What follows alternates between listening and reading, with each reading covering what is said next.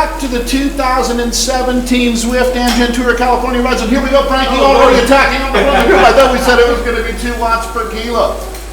Well, that is the deal, everyone. Hey, welcome. We're just kidding. This is Frankie Andreu. Frankie, absolutely. It's like I'm watching this to make sure I don't run into anyone. Well, so, I don't have to worry about that. No, you're good. You're safe. All you got to do is make watts. Just make watts, Frankie. And so, as we said, 2 watts per kilo. Monica, thank you, our ride leader, and you can see Monica there with the arrow pointing down on her. So she'll try to regulate things up at the front. Frankie, were you a guy who liked to go out hard early in your day? You were a guy for the breakaway. I'd be the guy for a breakaway. Yeah. I mean, yeah, I would definitely look for certain stages to be able to get into the breakaway. To have a chance to get to the finish, but you pick and choose. You know, it's not all the time. A lot of times, sometimes you take days you just sit in and do nothing and kind of relax and wait for the sprint to be able to do your job, or other times try to get in the break. You had a varied plan of attack, I would say, over the years. So depends on the race. There you go. How hilly, how flat. I mean, everybody's got strengths and weaknesses. You got to kind of figure out the race course and see what fits into your strategy. I love working with you, Frankie, and one of the things we were talking about when we were in St. Louis at the Gateway Cup was that sometimes it's not about what your strength is, it's like trying to figure out what their weakness is and play on that out there. This is a great sport, isn't it? The tactics are always just amazing. There's a lot of strategy. I know. It's crazy. I know. So, Frankie, I was thinking about it. Are we going uphill? You are. So Frankie, folks, is relatively new to Zwift. And when I say relatively, this is his first time. Yeah, very first time. So literally, go easy on him out here. But we're really excited to have Frankie as part of the Zwift family now. Frankie, talking about the engine. Is Monica behind me? Now she is. You'll see her just kind of like a Australian border collie. She's going to be herding this group out there today and hopefully keeping everyone. So, Frankie, we have had like Milan-San Remo last year. It went up to like 4 watts per kilo. Lawrence was still able to talk, but you could tell we had found the very limit of what talking pace was for Milan-San Remo. So you don't have to worry about turning because you're on the route here. We call this Watopia. This is it's actually John Mayfield, who's one of the founders of Zwift. This is an actual island, Frankie, the topography, but it's uninhabited because they've got a massive poison snake problem.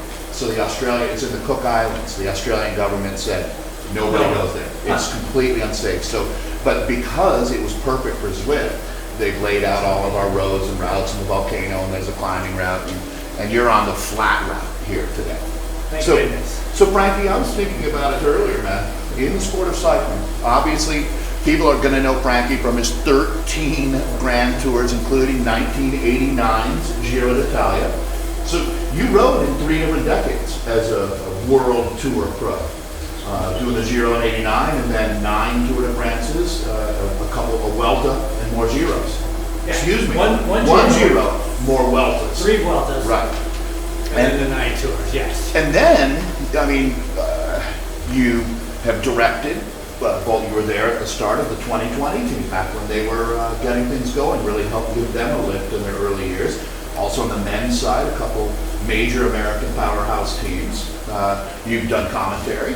You're a partner of ours at the Andreu Tour California. You'll be working at the event this year. So I would have to say Frankie Andreu has got his bases covered. You must feel pretty good.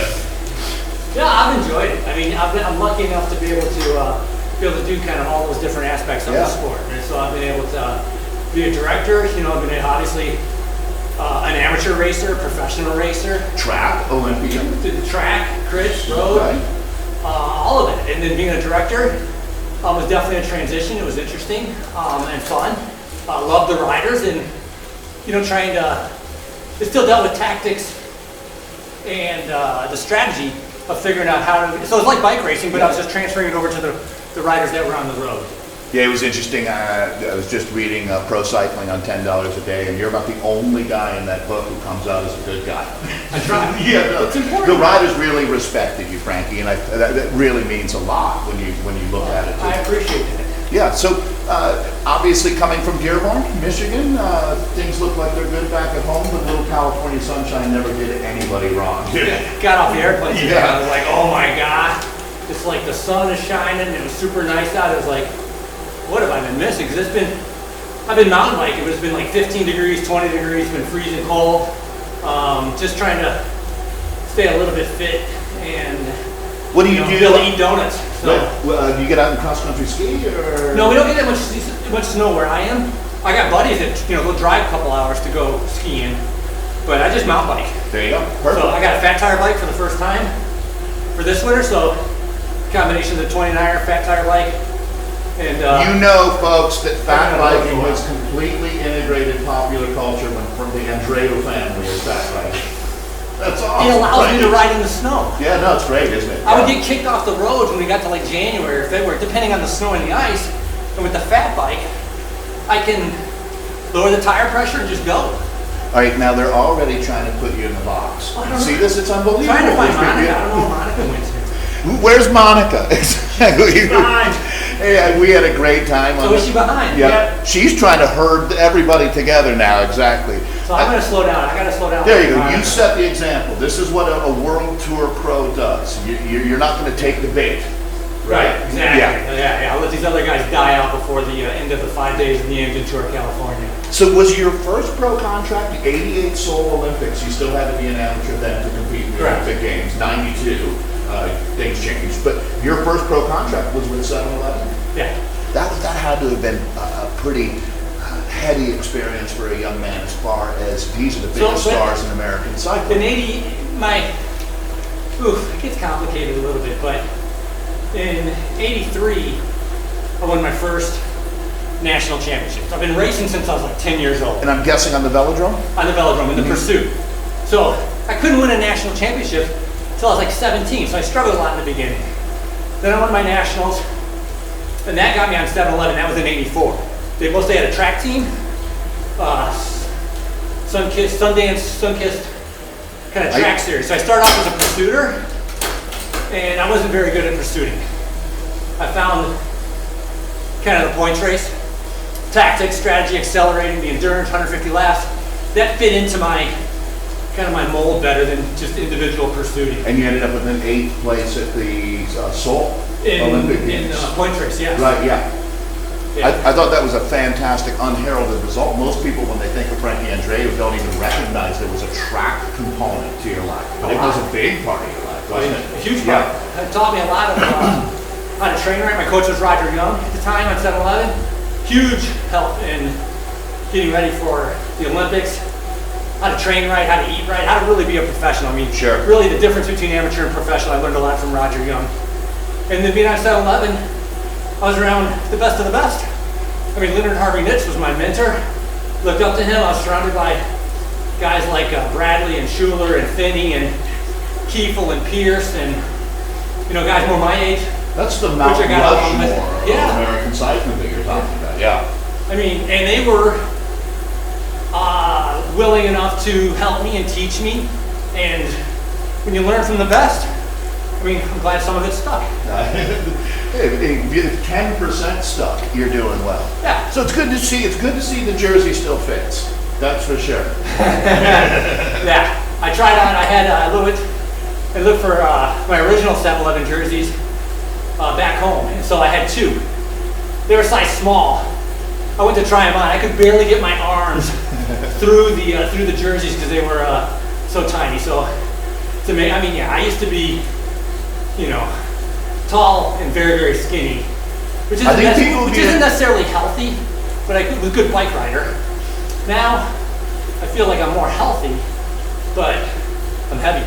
Well, that's one of those crazy things, to be at the very, very tip of the spear as far as fitness at a World Tour level. You're also as vulnerable to a common cold as any human being could possibly be. Yeah. You've got very little to fight with there. So, Frankie, this year at the Engine Tour California, are you going to jump in the commentary role again? I think I'll be doing a lot of the behind-the-scenes video work. Oh, that's fun. I love when you're just meeting people involved in the race. Well, meeting people, but also kind of go and check out some of the cities and sites that we go to that are highlighted along the race course. Also, some of the sponsors that are involved, and some of the things that maybe the coverage can't tackle because they're on the race course. So much goes on behind the scenes. Soigneurs, mechanics, bikers, the riders, the hotels. So it's fun kind of covering different stuff and putting together pieces. You know, Frankie, I have to give you this compliment. I have never seen anybody who's done what you've done in the sport of cycling respond to people so well. I think back to when we were in St. Louis a few months ago and just watching you be so genuine with everybody who came up, and especially, you know, the junior riders that maybe didn't have their day, a couple kids crashed, I saw you chatting with them, and man, it makes a big difference. So big thank you from the cycling community through me. Well, I appreciate that. I mean, I grew up, you know, like I said, I started racing 10, 11 years old, so I was that young kid. And you were that kid. Exactly. Right. I was that young kid, laying on the side of the ground, losing the race and sitting on the curb crying, and having somebody else come over and console me, or my coach come over and say, look, it's all right, it's going to get better. And so I want to do anything I can to support not only the young riders, even the category 3 rider. Give them some advice. Say, look, you're crazy strong. Just don't go off on the first lap. Save it a little bit, you know? I want them to enjoy it and fall in love with the sport and kind of get to the best of their ability. Every day at the end of the race, we should have a real talk with Frankie and Andreu, where you're like, hey, we're just going to cut through all the crap here and just let you know what really happened. Frankie's going to lay it out for you. Just chalkboard talk. Why are you so stupid? Why are you sad? I know, but... No, you know, I think it genuinely, when we're doing the announcing element, I listen, obviously, but not everything is said on the mic, and you're a big fan of, you know, I mean, there's a lot of, we try to motivate these guys when we're sitting there, just rooting them on. I cheer them on. I cheer them on. I actually flat out just cheer them on. You're right. I like to see. You're underwater, Frankie, right now, by the way, if you were wondering here. No wonder I can't breathe. Yeah, this is the Detroit Aquarium. Yeah, that's right. This is the game element of Zwift that we love so much. You see these, that's the ride-ons. We handed out, I see our friend Crystal is here as well. We handed out millions of these blue thumbs as we made our way around the country. I want to thank Tyler and Ian for their work as well. This Zwift crew here, Frankie's, you get to know them. These are the best people that work at Zwift. It makes me so happy to know when you turn someone on to Zwift, you know, you got to get the dongle and you got to get everything set up correctly, and there are great customer service people here to help you out. So we'll get you taken care of at home. That's good. I think, I mean, you're I've ridden 12 minutes and I feel like I've been riding for 2. It's like complete opposite of my old, my old school way. Turbo trainer, put it on a movie, stare at a wall. I could never do more than an hour. Yeah, no, this is the game changer. So when Matt Heyman won Paris-Roubaix, going back the last one, he was off the bike, or not off the bike, not outside on the road for 6 weeks. He did this strictly. He didn't ride outside until that Roubaix that he won. That's a game changer. Yeah. There's no doubt about it. I mean, it's so consistent too, because when you're on a trainer, everything is consistent. You can control your intervals, you can control your effort, you can chase down somebody. You're not stopping at a light, you don't clipping out. You can even yell at like, did you do your homework, guys? Yeah. You can even yell upstairs. You're not stopping at coffee. And that's a good point too. Yep. Normally, you know, I can't go ride, I don't have time. You just gotta go to your basement. You can ride if it's pitch black out. So Lawrence Tendon, who did this with us last year. Freddie Rodriguez? Freddie Rodriguez as well. His kid broke his elbow? Yeah, exactly. Yeah, I watched it. So Lawrence Tendon was telling us that he has his kids as his director sportif, so they'll run bottles and towels to him. If he needs an energy bar, they will zip over and get it. That's great. Yeah, isn't it? And they're a little younger than your boys. Your boys are probably wearing. No, mine are all older now. I got all 3 of mine are in high school. Oh, that's great, Frank. None of them ride. What other sports? They make fun of me, actually, mostly for cycling. Yeah. My oldest continually jokes that cycling is not a real sport, and he jokes with me all the time. And you should point out to him that this is real oatmeal this morning. Yeah. But he jokes around with me all the time. Well, good. So it's funny. You know, I think that's a great thing for cyclists, though. I'd like to hear your thoughts on that. Variety. If it's all cycling all the time, I think you're missing out on some of the fun stuff that happens out there. Frankie, so we need you to slow down a little bit, please. So you are officially. I'm always used to trying to catch up and stay up. Monica, though, has got a group and she's trying to bring them up to you. So, all right, I'm your director. Frankie, organize these guys. You got to get them to slow down. Monica is coming with another group. The winning group is coming. She's 4.8 miles. Yeah, right. So, but wouldn't that be the kind of thing that you hear? The winning group is coming. She's done 5. Exactly. So you're. That'd be a very good thing to hear. Yeah. Wait for the winning group. Yes. I wouldn't wait. I'd be like, up your winning group to come find me. Come talk to me when I'm on the podium day. Now you go for no, but so and the group right in front of you, Frankie, we're reining him in right now. And you know, this is a good problem to have. I don't know, did we get over 250 people with us today? And once again, welcome everyone to our Amgen Tour of California ride with Frankie Andreu. I'm glad everybody showed up. This is good. This is great. Yeah, and this is another, as you were saying, mentally, man, it just, that's the California that we're here that's for. The sunshine I never see for 2 months at home. The Zwift blimp. These are all these features that are happening. But it's that are amazing so cool. and how much work and coding and whatever they need to do to put in all this, to make it look like you're riding on a real road. And it's so realistic. I mean, you know, the way the gradient changes and your effort has to change. You're in the draft and you can feel it gets easier. I mean, it's spectacular. Well, all right, Frankie, I have some questions from folks that let me jump in with some of these now. All right, this is wow. This fantastic first question. What takes more concentration? You know, we've got the World Cup coming up here in LA just about a week from now. And the points race, to me, is the most exciting. Madison, the points race. Those are the best on the track. Those are my favorite. Yep, eighth in the Olympics, Frankie Andreu in 88. And the question is, what takes more concentration? Because you've had a top 10 in Paris-Roubaix as well. Yeah. Paris-Roubaix or a points race at the World Cup level? Well, it doesn't matter what level, actually. Where points racing is always going to be crazy. I can't put one in front of the other. Racing on the track is so quick and instantaneous. It's like a video game on wheels. You know, you're reacting immediately, but it's so short. But the same thing is that, you know, Paris-Roubaix, or any tour stage, that fight for position is crazy and it lasts a long time. And even if you're going to Paris-Roubaix, going on cobbles and coming off cobbles, that focus, it's the same. You need to be totally focused on avoiding things and trying to get into position to do whatever you need to do for your job, but it's the same on the track, that kind of focus, and I think as it is on the road. I don't think one is more focused than the other. When you're in a points race, Frankie, have you ever, I have to think there's times when you don't know where you stand. Does it go that quickly, or are the guys good enough to always know their points? Because you got to know your point tally, but also your competitor's point tally. Yeah, and I mean, you'll have usually you have somebody on the infield kind of helping you out. Are you able to look up at the scoreboard and see it? Sometimes. And generally you kind of know, because you're in the sprint, you're kind of going against the same guys. So you kind of know, I got third this one, I got second one. So part of my strategy, I wouldn't go for the first couple sprints, then I'd start trying to get points. So a lot is played out in there. And so I was good at the points race, you know, because I was national champion a couple times in the points race on the track. Madison national champion with Chris Kutowski. Oh, really? Yeah, upset everybody, which was good. I loved track racing. Was fantastic. It is fantastic. It still is fantastic. Yeah, I just was in Ghent in November for the 6th day there. Really? It was one of the most insane things I've ever seen in my life. That's the thing. It is insane. Yeah, it's just like it was mind blowing. Okay, so the third one, Frankie, in questions here, I'm gonna give you a break because I had someone ask me this yesterday, and it's a tough one because I don't really know who's racing. I haven't seen the teams, but do you have a prediction for this year's Amgen Tour of California on the overall? But once again, I was like, well, I would really need to see the rosters and who's coming.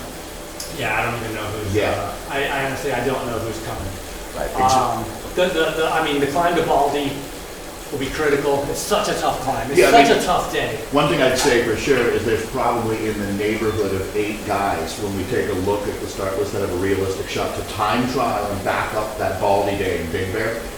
That's a very, very special ride. No, it is, but I think Baldy, the time gain is so much more that you can achieve on Baldy. So you think a pure climber? Then in the time trial. Advantage climber probably on this one. I hear you. But starting in Sacramento, I'm excited because that's like some of the fastest racing anywhere. You know, when they come out of those circuits and they're flying around there, they're going so fast. That fight for position, Cavendish is on fire, Sagan, you know. Yeah. It's super. Every finish we've had in Sacramento has always been great. Yeah, I agree. I'm really excited for that. So, all right, we'll go back to more of the questions here. The most you've ever suffered on the bike, is there one day that stands out for you? I'd imagine in a career like yours, there were a few. Take that the right way. There's been a few, but I remember, I think it's 2000, stage 2, Cesarier maybe.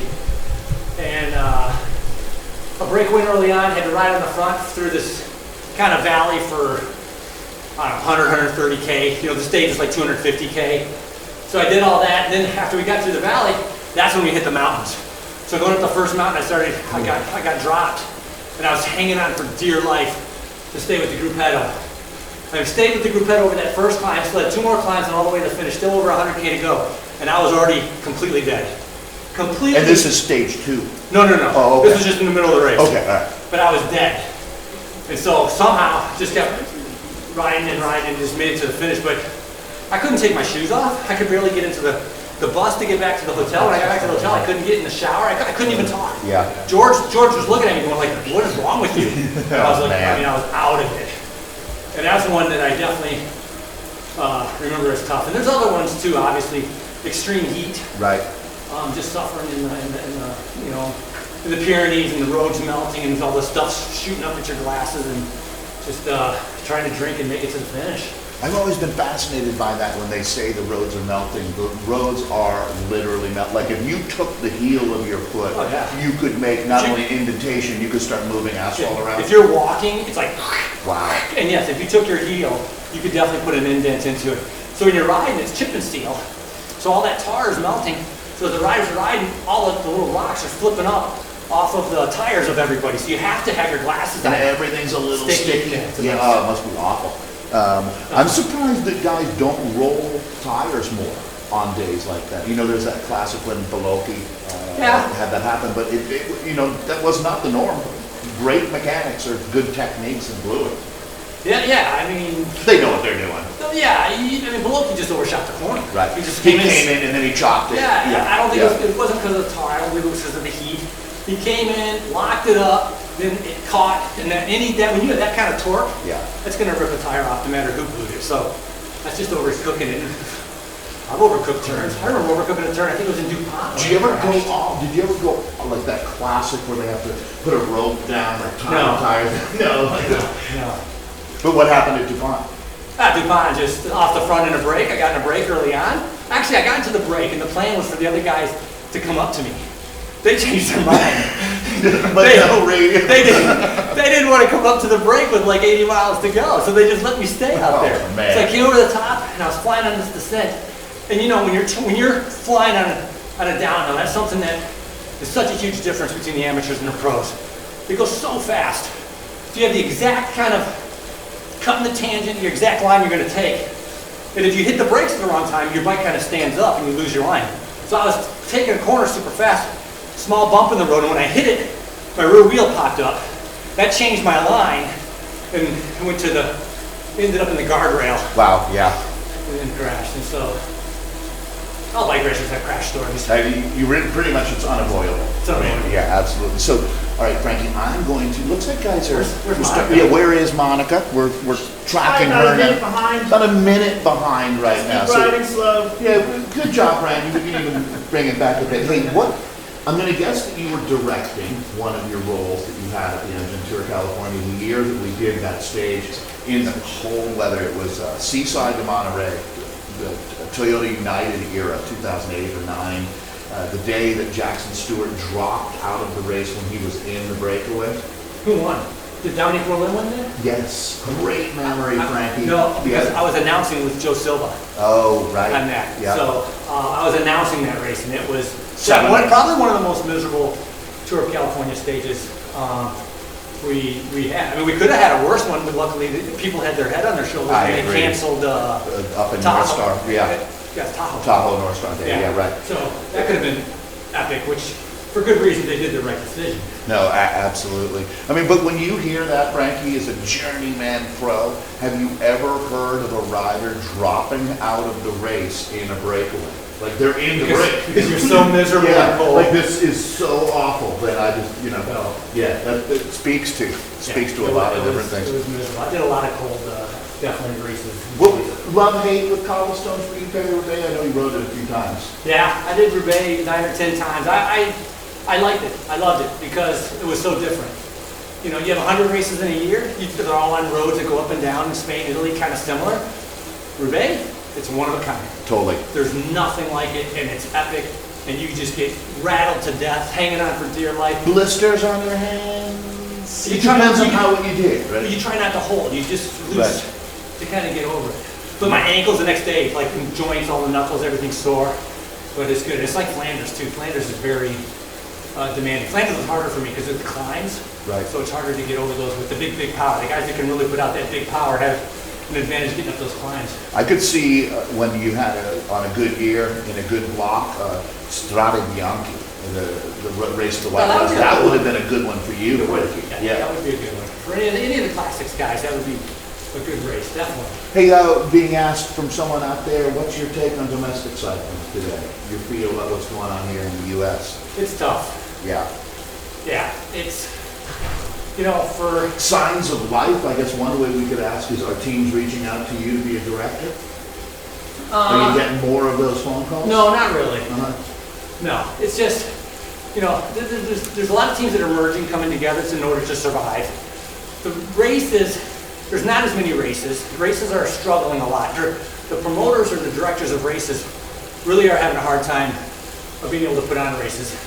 I love the Tour of California being a world tour, but I really miss the opportunity for a lot of these domestic teams to have a chance to be able to race that, you know? It was such an experience. Well, see, yeah, and I think there's been a fair amount of confusion about that too, Frankie, in that they are making exceptions, or I've heard that there's going to be an announcement that a couple of the teams that you're pulling for right now are going to be in the Tour of California. So we'll see. Yeah. But I mean, absolutely, you make a great point there. There's no doubt.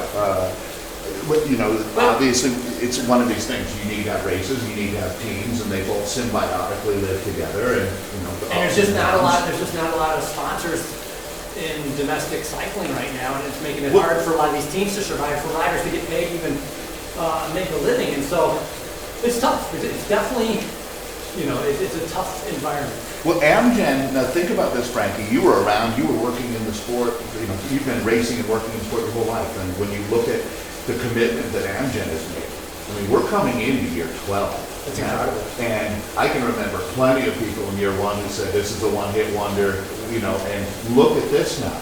I mean, the Coors Classic didn't make it.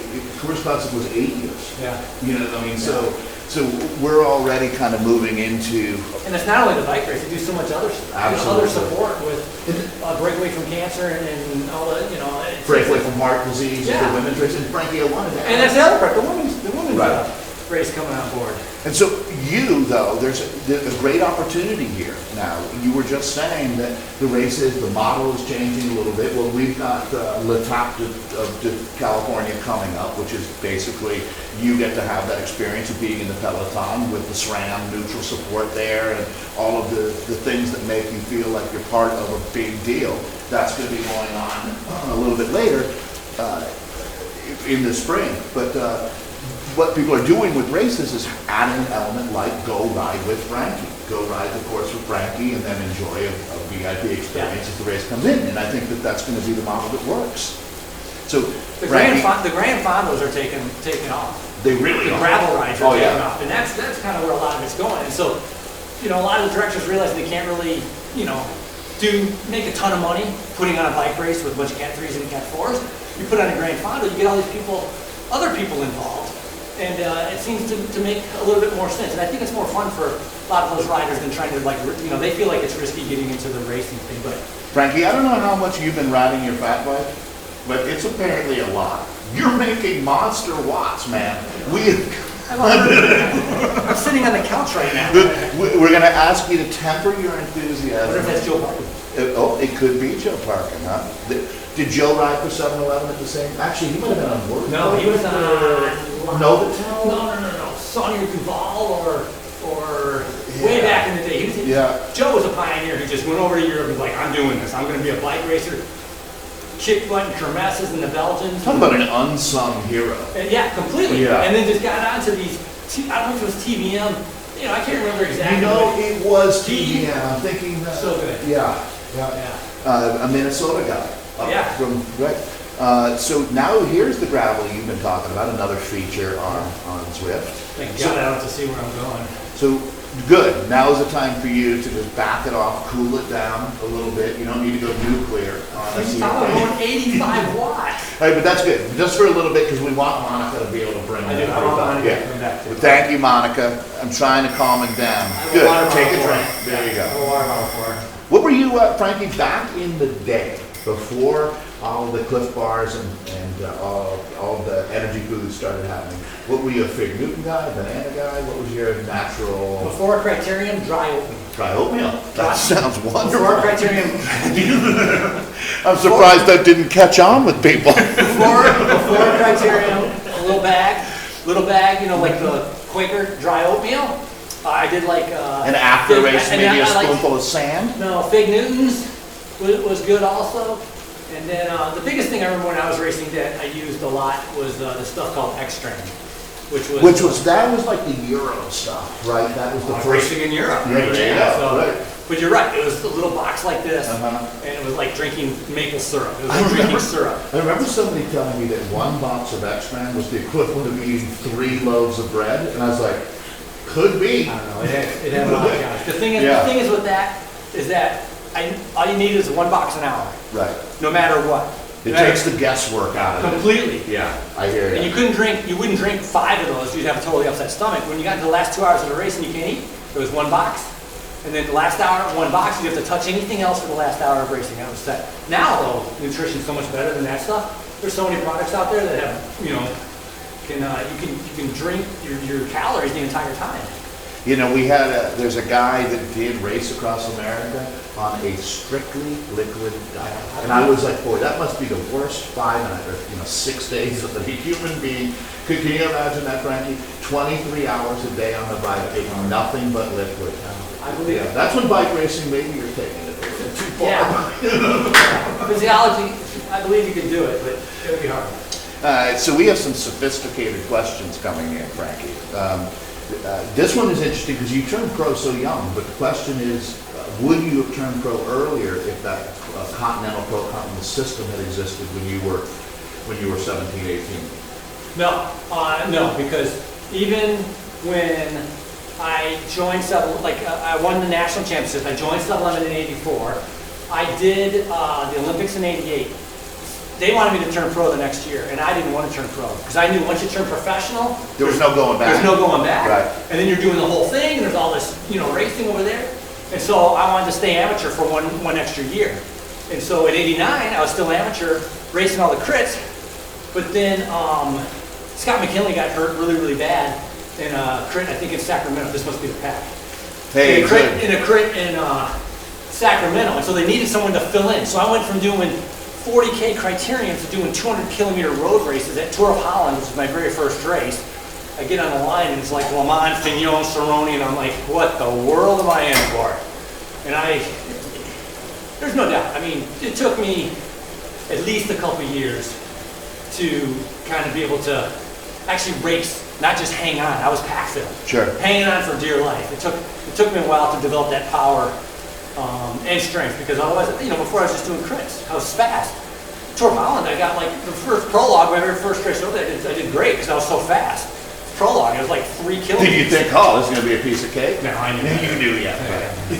The reality sandwich was coming. Yeah. Well, so, you've worked with a ton of the young Americans that are in that situation. Guys that maybe, trying to describe to them what it takes to make that jump. It's a tough situation, isn't it, Frankie, for the guys that you have racing on the domestic crit circuit, because where do you go from there, right? If you're trying to have an upward trajectory, it really is, you kind of have to move over to stage racing, don't you? You mean from criterium? Yeah, there is no world criterium champion. No. It's almost like cyclocross. It's just not quite enough to make a, But the riders have their strengths and weaknesses. You could be a super good criterium rider, and during that time, you're going to go and do some of the other road races. Right. Right? You're going to go do a Gila, a Cascade, a Redlands. You're kind of got to be able to gauge and kind of feel out how you are with that. That will be your first decision maker. And if you can pursue kind of doing road stuff, or if you just kind of stick with the crit circuit. Some guys aren't made for it, Well, for example, Frankie, you've been to Tour of the Gila in New Mexico. If you can win that Saturday crit at Gila, you might have potential as a stage racer, because to even be there, you've made time cuts on a couple of days. No, it's true. Right. And you're beating a lot of other good, strong riders at that level. Yeah, and at that altitude. But if you're not, yeah. if you're getting 25th, then, you got to think about it. You got to figure it out. It's hard. It's not easy, and being able to kind of travel around and be able to do the stage races that are needed. I mean, I got to give a lot of respect to Phil Guyman, who the guy traveled around. Like when I picked him up after I think he was done with Jelly Belly, and I picked him up to come out to 5 Hour Energy. He got in his car. He knew it was like a second chance. Drove around just training and doing all these early season races in order to get ready for Redlands and the rest of the year. I mean, he dedicated himself to it. Hey, listen, and it paid off. I hear you. And I mean, there's not many guys that have that kind of heart, to tell you the truth, the commitment. And I mean, it really, I don't think that this sport was served to you in a silver spoon. No, I worked hard for... Yeah, you ever sleep in your car before a race? Yeah, of course. Yeah, see, I mean, in a communist. Yeah. I mean, in a... 5 in a car? Yeah.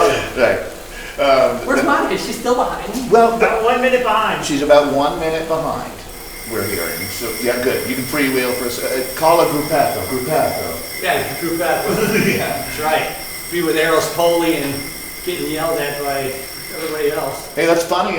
Charlie and I met Rospoli. He was on one of our World Bicycle Relief rides. Nice. Yeah, World Bicycle Relief has been a great friend of ours. So, good. Jill, for a second, look at this beautiful moonlit bay here.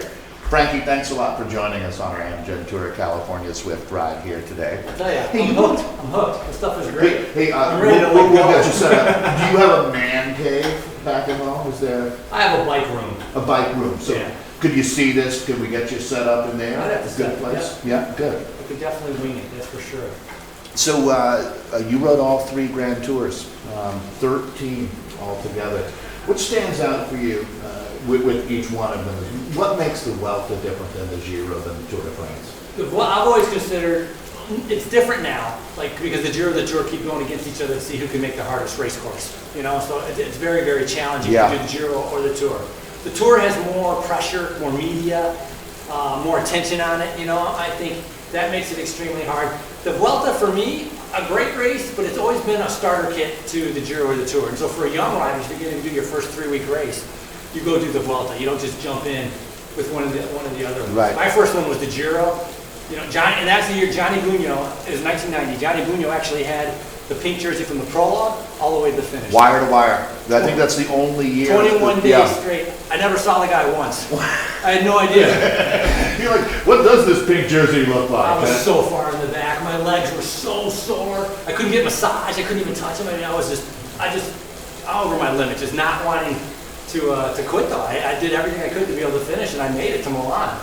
All right, picking it up now. Frankie, I don't know if many athletes who've had the expansive career that you've had stay in love with the sport. Do you think that most of your old 7-Eleven teammates love cycling as much as you do still? I know Schuler does. I mean, I know there's a good number. There's a good number. I think there's a lot of guys that still ride and they still enjoy it, and then, you know, they have They follow along other with, stuff. with the pro element of it. Yeah, so I think there's still a lot of people that still enjoy it. I still think it's great. I mean, I enjoy it a lot. I enjoy doing the commentary and announcing for different events and going to the races and being able to see, you know, all the different riders, and it's fun.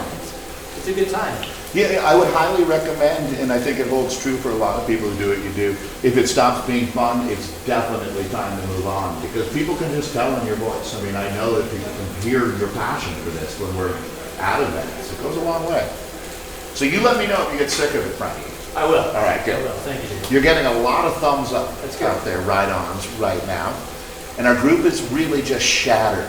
I'm just waiting for mine. Yeah, this looks like the Italian pursuit team right now. Yeah, there you go. Yeah. Team time trial. All right. Yeah, There's there some you go. Maglia Rosa, rider 20. So once again, it's always nice to have you joining us. Frankie, at the Amgen Tour of California, one of the big stages this year, Baldy is back, Mount Baldy. Yeah. When you were in your role, I saw the term super domestique used regarding you during part of your career. I think being called a super domestique would be that's the name of my punk band, I think. But your role on a day like Baldy, if you had a genuine contender, GC or Stageman, doesn't even matter, but you want to set him up, what a day that must be. I would think the battle to the bottom of that climb, where you can drop off your climber. Tell me about that role. But the thing is, it's such a hard circuit to get to that point, Yeah. to the bottom of all. Now, if it was me personally, my job would be in the first 20K and I'd be done. you know, because I can't climb the way, you know. I mean, it would the be climbing, even in the prelude, is so yeah, hard. oh yeah, crazy. Because the brake is trying to go. Everybody's trying not to let the brake go. You're putting out 400 watts for, you know, however many minutes, trying to just not to use up energy to save it for the end. So, that is a super, super hard stage. And so almost like you're a regulator on the front of the group then, in that nothing's going without too many 7-Elevens in it, and that's not going to happen. So this pace is going to be 45K, 50K an hour for the first hour, and that's what it is, and I'll be the guy there to... To try to control things and try to keep, and then once you hit the climbs, then you have your other teammates that you rely on, who are the climbers, that are in charge of taking care of the climb and doing the second part. And so that's how, you know, even the teams now that are going to come over for Andreu Tour, California, the domestic teams, the pro teams, you know, they're bringing their sprinter, they're bringing a couple workers, they're bringing a climber and a time trialist, or maybe a couple guys might overlap, but each guy has a specialty that they have to take care of and fulfill that role in order for the team to be successful.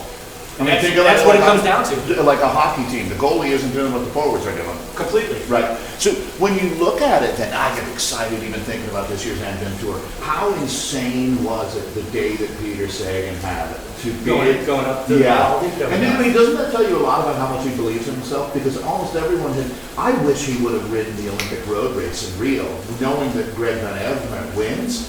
That means Sagan could have been there. I mean, I know it's a roll of the dice. But how much more I have never watched the Olympic mountain bike race before. Me either. So you're and right. How exciting was it to watch to see what Sagan was going to be able to do at that mountain bike course? And it was that's fantastic. huge for mountain biking. It's good for cycling in general. The Olympics would be good. He might have another Olympics or stuff, and who knows how that would have played out? You know, I mean, congratulations to Greg Van Avermaet, but he could have played out in a million different ways. And so, but yeah, the effort of going up Baldy for Sagan, many people said, I said, never seen the guy actually suffer that much or push himself as much as he did to be able to get to the finish on Baldy. Normally he does a sprint, he finishes. 100% agree. He's good. Absolutely. You know, the other thing was he didn't have to do it, and that nobody was expecting him to, so he went outside of expectations and people's expectations. Frankie, you know how that goes. He wanted to win. Because he's badass. Yeah, he is. Yeah, and I think, is he the most exciting racer in the modern era? Yeah. Now, like recently, he's the most exciting racer, but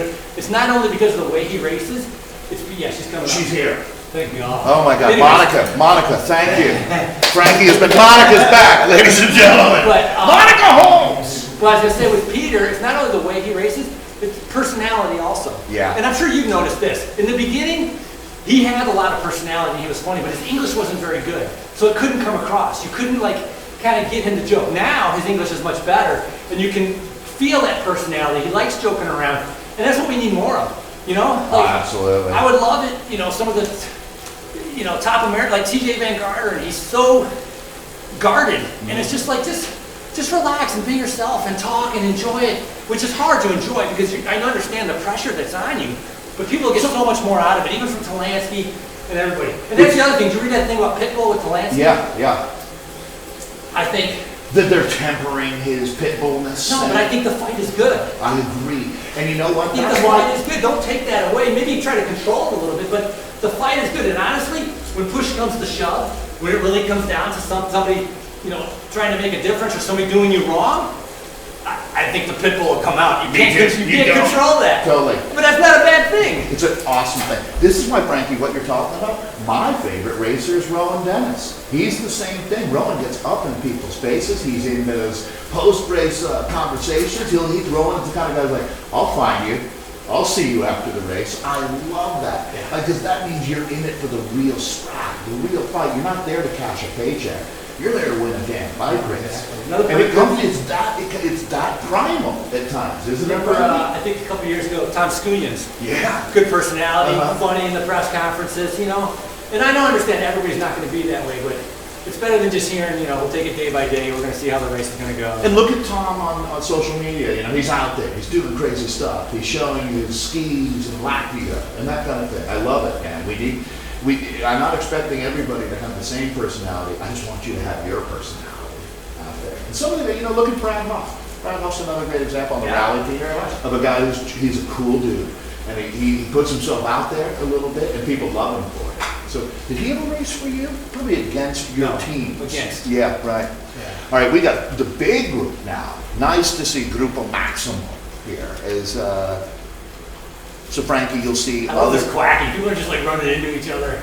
Everybody's falling over. Yeah, it's Normally taking people out. hardest race to prepare for Milan-San Remo. Oof.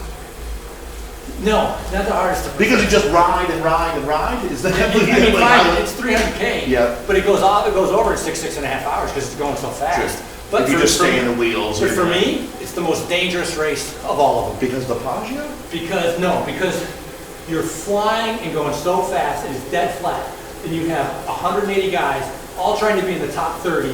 Cars are parked along the side of the road. The road's twisting like this. You're going around fountains, fighting to get up to the Paglia, the descent that you see every year. And there's a lot of people who are just out of their minds. Crashes just happen. You hit poles, you hit cars, you slide out. People are just going crazy. It's the most dangerous race. People always get hurt. I mean, people get hurt in a lot of races. Sure. But Milan-San Remo, it's like a big GC rider was going to skip that. I totally would understand. I hear you.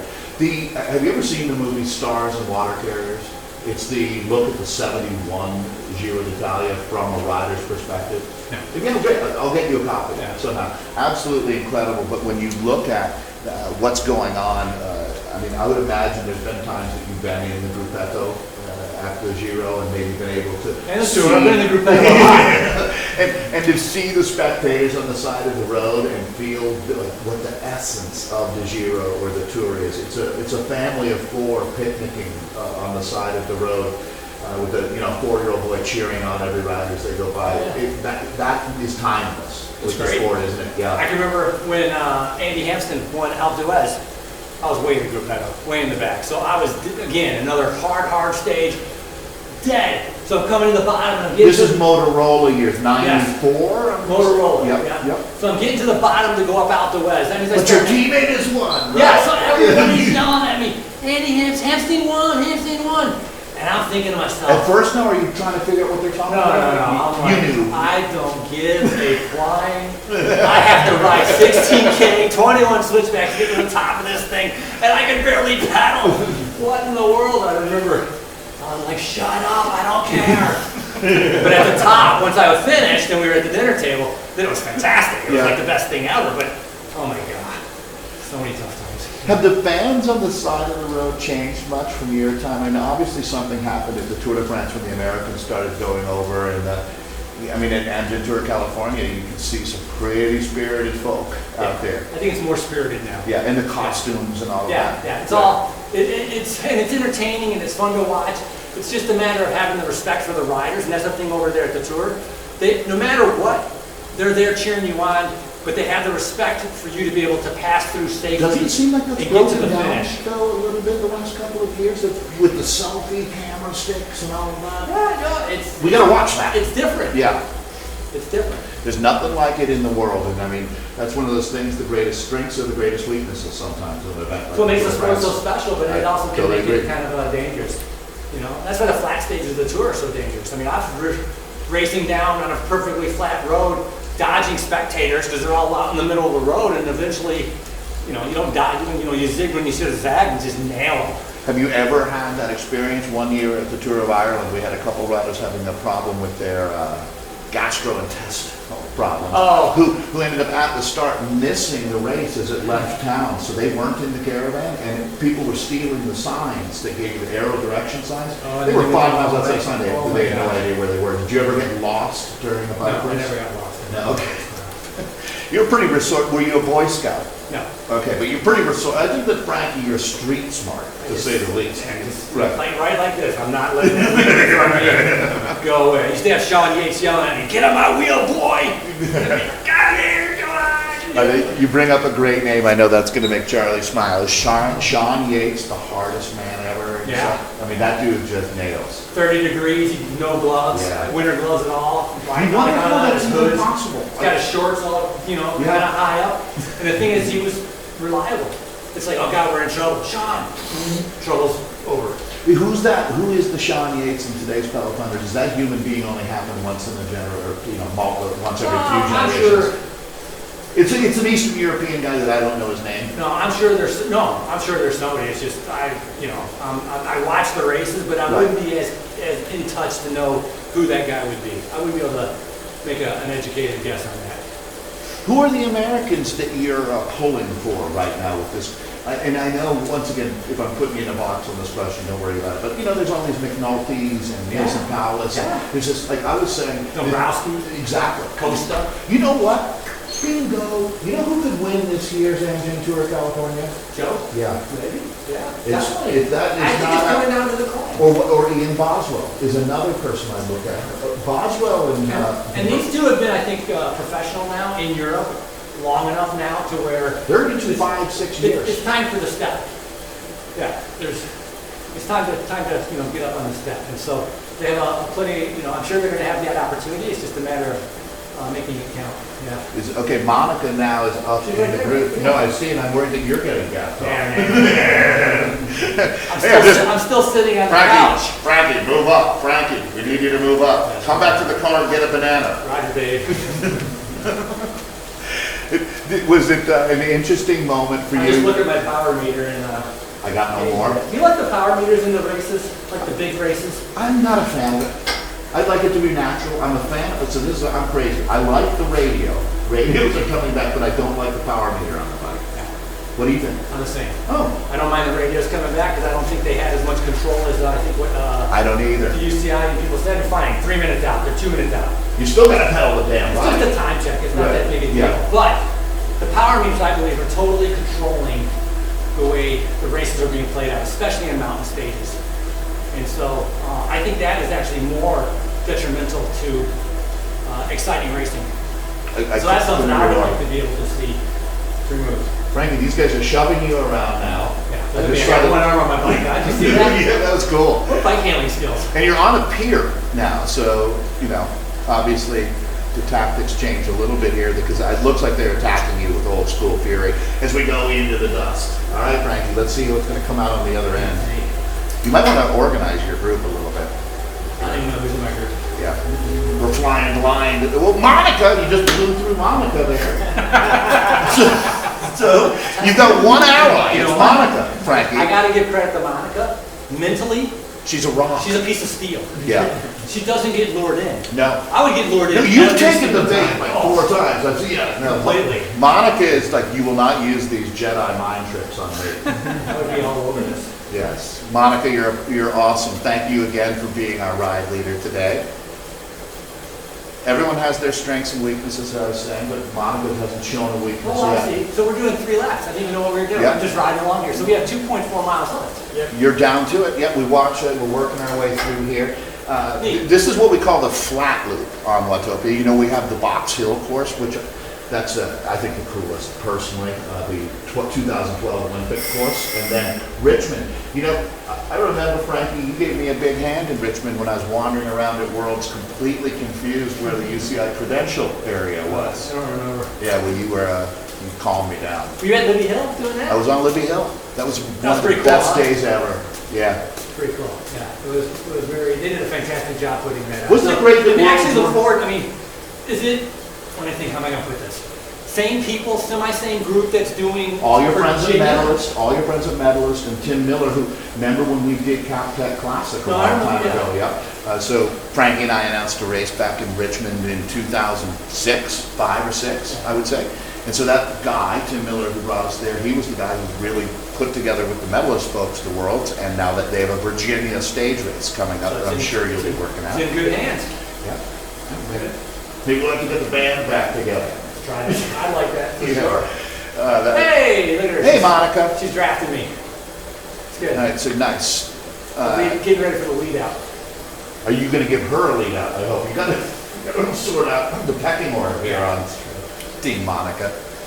So we're getting down to it, folks. 1.8 miles to go if you're in the Andreu group, which it looks like most of you are. It's a nice workout there. This is the largest redwood on Watopia.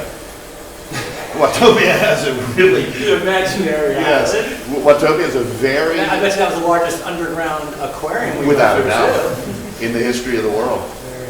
Well, this has been fun. Even though we got 1.8 miles, this is definitely addictive. But the thing is, everybody's riding here. They already know this. They're all here because they already. They're hip. Yeah, exactly. I'm the loser that hasn't figured this out. Hey, I feel, you know what, I was slow on the uptake too.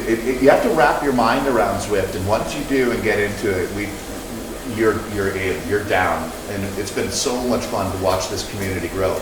So Frankie, these folks, one thing I've always loved about you at the race, you always seem to have time for a handshake and a hello for everybody who comes up. That's another one of the charms of the sport, is the accessibility. So I'm going to invite everybody here to come say hi to Frankie at this year's Andreu Tour California, and you will. Yeah, no problem. If they see me, definitely come over and say hi, for sure. That's what part of the cycling scene is about, you know. I'm going to make my first prediction for you.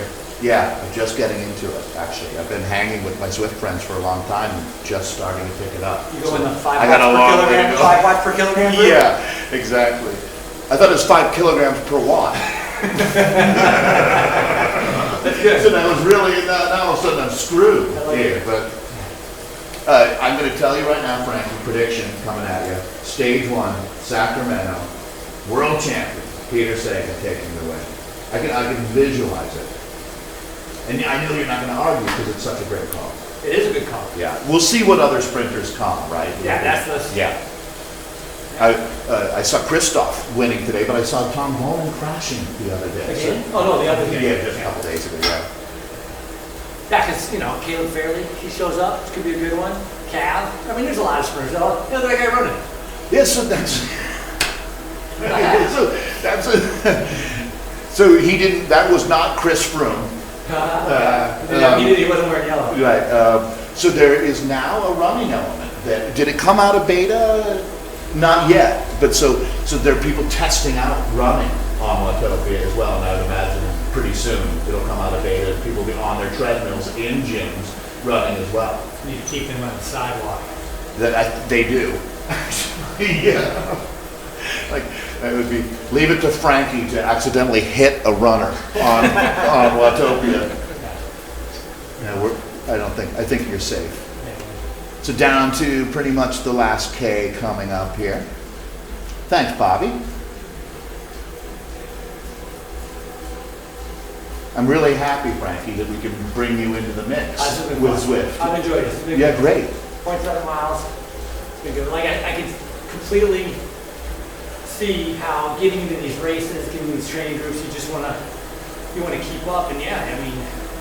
Yeah, there's all that accountability and motivation, and and it's consistent. You can make it a consistent effort, so it's so much better than going out on the road if you're, depending on where you live, but stopping at traffic lights and coasting and getting off for a coffee and hanging out. So this is.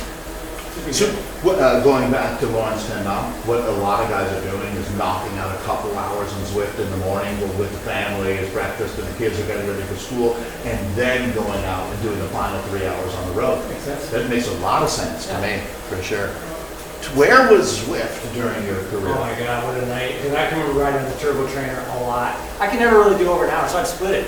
I'd do like an hour in the morning and an hour in the evening, maybe an hour and a half and then an hour, but so that's how I would put together my hours, is just watching TV, a movie, but... You're like, I'll watch Murder, She Wrote, I'll watch the 1988 Perry Bay. I have to get off the bike, go change the time, go change the channel. Right. I'm kidding, I had a remote. It was black and white. But it was like pulling my hair out. This is... But Frankie, talking with some of the guys these days, 60, 65 race days is considered a lot for a World Tour guy now. You were knocking out, 90, 100-day race? 90 would be like standard. Yeah. Isn't that crazy to hear 65 is considered a lot now? Yeah. That is different. But I used to be able to show up at Majorca, Ruta del Sol, and just be able to just ride, kind of feel my legs, kind of get into it, get a couple stage races under, kind of leading up toward the bigger races. Now, they go with the early season in Australia. It's flat out. Every race is flat out, so you have to come in super fit. So a training tip, somebody just asked me for. I'd say a training tip is when you're riding, if you go outside and ride, or even inside and ride, have an objective. Have something that you want to accomplish. Either a rest day, spinning day, a strength day, a power day, an interval day, a climbing day. Pick something and target it. Don't just go out and ride for an hour and a half or 2 hours. There you go. Yeah. Not tonight. Not tonight. No, not tonight. No. I don't think that was directed at you. I think, I don't know. yeah. But it's good advice. Yeah, no, that is Hey, good it's a advice. finish. That's the banner. Hey, here we go. All right. Hey, thank you, Frankie. Frankie and Jay, everyone, on our first of our Zwift Amgen Tour California rides. So what happens with everybody now? If they keep riding, do they keep going? Absolutely. The other guys just stop. Maybe that's what Monica was talking about. Maybe someone wanted to go for another lap with Monica, I'm going to guess, or vice versa. Right. I think Frankie's going to punch the clock. Yeah, I'm done. Full hour for the kid from I'm Michigan. ready. I'm ready for next time to go do a race. Hey, there is no question, Frankie, that you're a perfect fit for our Zwift family. This is cool. So, yeah, we really appreciate having Thank you very much, Dave. Yeah, you bet. So for Frankie, Andreu, and all of our friends at Zwift, and it really is so cool to have you riding with us, because right behind us are all of the guys riding the code, our customer service folks, and really the people that make Zwift real. So you're the folks that make Zwift real as well. So everyone have a great rest of your ride, or rest of your evening or day, wherever you are around the world. I want to say thanks for being a part of our Zwift family.